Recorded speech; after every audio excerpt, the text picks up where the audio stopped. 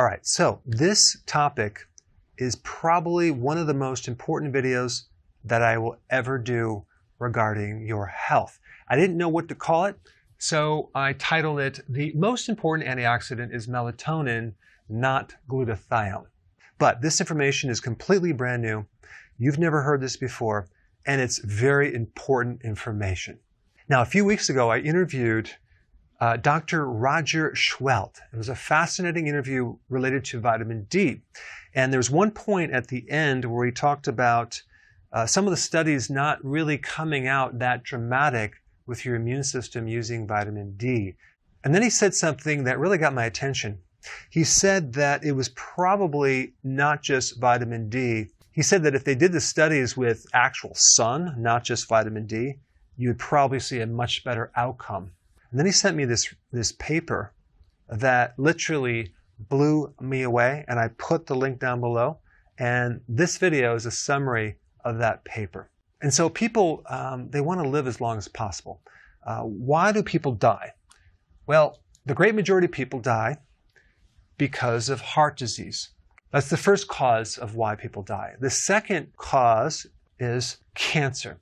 And the third reason why people die is related to some metabolic illness. It could be diabetes, it could be Alzheimer's. It really depends on what country you live in, but typically it's related to some metabolic underlying cause. And what's common about all these reasons why people die is that they're all mitochondrial diseases. In other words, there's some type of dysfunction that destroys the mitochondria. And with cancer, it originates in the mitochondria become damaged, and then that cell then converts over into a cancer cell. Now with heart disease, we have a lot of free radical damage, whether the person's on a high carb diet or they're a smoker or they have a lot of oxidative stress. And then we create this irritation or inflammation in the inner arteries, but that damage is being created in the mitochondria.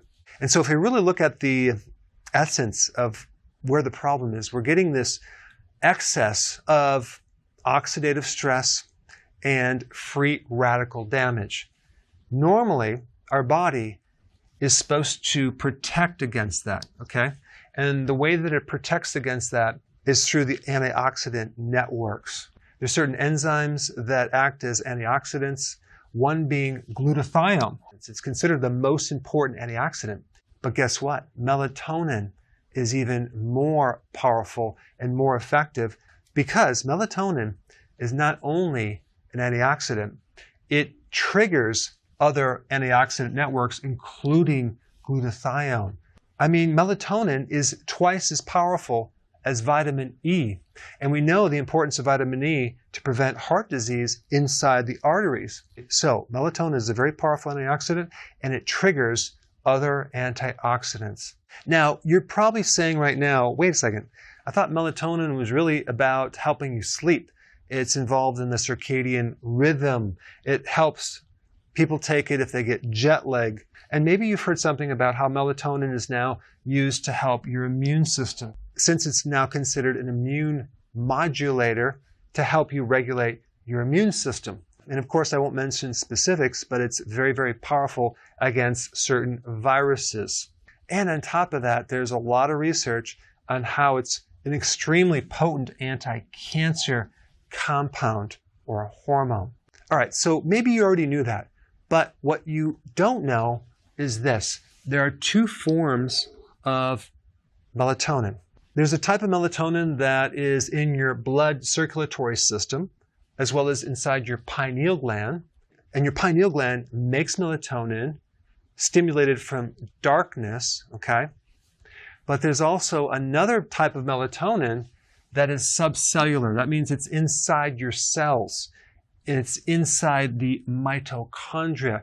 And the reason why it's there is to help protect against the massive oxidation and free radical damage that usually occurs in the mitochondria. So there's two forms of melatonin, circulatory and subcellular. This part right here, the mitochondria that's inside the cells, is the great majority of the melatonin in your body. In fact, there's some new data that indicates the melatonin in your pineal gland is really only a backup or supplemental to this other system. So if you don't have enough in your cells, then it'll actually take from the pineal. Now, guess what's going to happen if you don't have enough in the pineal? It's going to affect your sleep.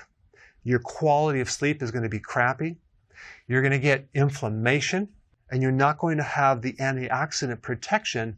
And there's a whole list of problems that can occur from that. Not just poor sleep, but chronic inflammation, chronic degenerative diseases, especially of your brain. Do you realize that there's a condition called sundown syndrome, which involves people that have Alzheimer's disease and dementia? So apparently, when the sun goes down, 45% of people with Alzheimer's and dementia, they start getting very agitated. They get extremely fatigued. Why do you think that is? Because they're running out of melatonin. They don't have enough melatonin. Now, at this point, you're probably completely confused because typically melatonin is the hormone of darkness, okay? Because everyone knows that the absence of light stimulates melatonin. However, there's some new information. So if you've checked out, check back in because this next part is very, very, very important. The largest stimulus of this intracellular melatonin is near infrared, aka the sun. Certain wavelengths of the sun will stimulate the melatonin inside the cells, and darkness will stimulate the melatonin within the circulatory system in the pineal gland. In fact, over 50% of the sun's energy is infrared. And this goes way beyond the benefit of getting vitamin D from the sun. You ever notice why when you sit in front of a campfire, you feel so relaxed and you probably sleep a lot better? Because natural fire gives off infrared. Campfires are very therapeutic. Or why you might feel very relaxed if there's candles around the house. Infrared. When you use incandescent lights, okay, those are the lights that have been around since the 1800s, the type of light that's generated from a heating filament versus LED, which uses a completely different technology. Incandescent lights give off infrared. And unfortunately, the entire industry is moving away from incandescent lights. We have moved into the area of artificial lights, LED, blue lights, aka your computer, cell phone. In fact, there is a very interesting study, which I'll put a link down below, that demonstrates children in predominantly artificial light end up having a deficiency of gray matter and having a much more difficult time in learning.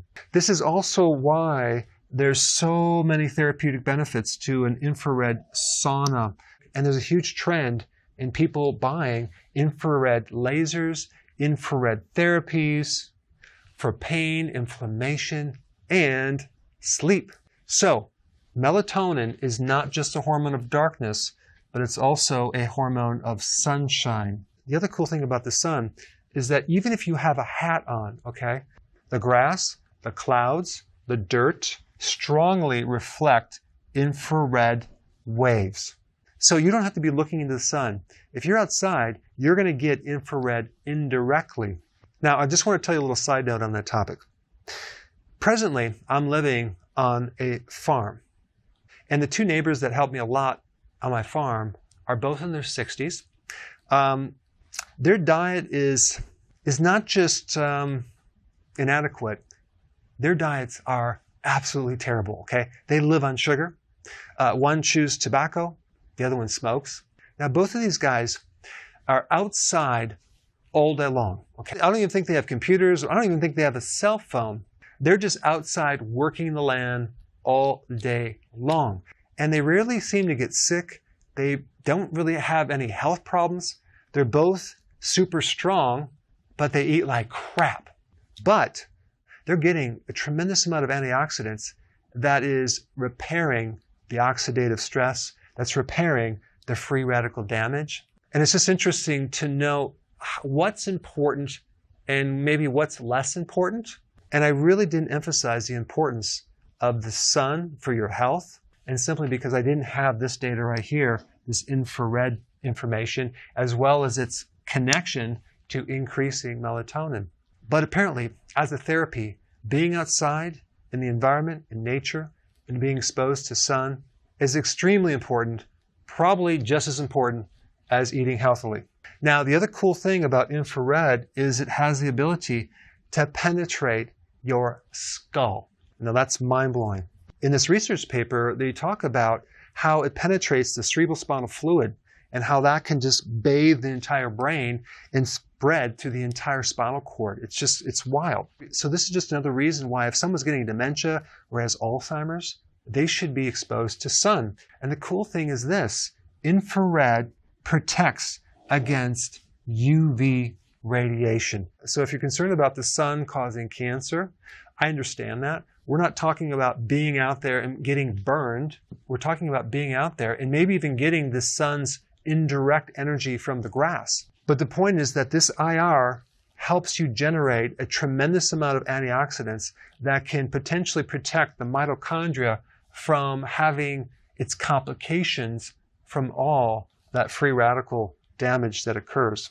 Now, if we flip that and talk about what creates a deficiency of infrared, well, being exposed to artificial lights, LED lighting, blue light, cell phones, computers. So here people are, they're sitting in their home all day in front of the computer, or they're at work sitting at their desk in front of the computer, and by the time they get home, it's already dark out.